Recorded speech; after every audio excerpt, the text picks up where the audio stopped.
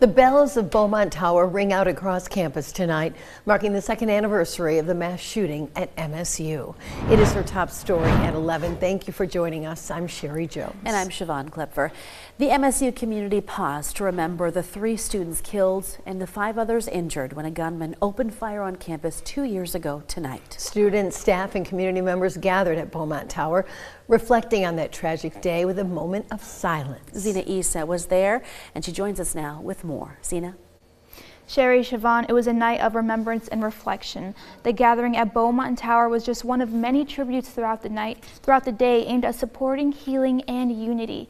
And that included that included heated tents that were designated areas for grief support.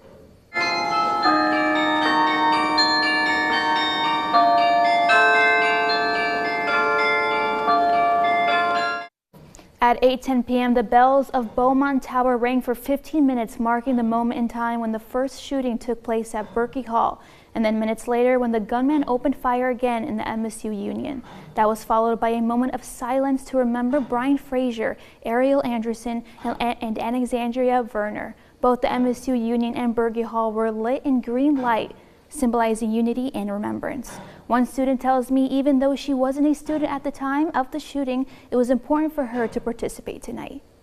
So relevant to kids now, and it's just like it's a school near you, and it's like it can happen to literally anyone. So I feel like it's good to spread awareness, and I hope that it shows people the community here and how people could come together, especially because I wasn't here at the time, but I feel obligated to come here.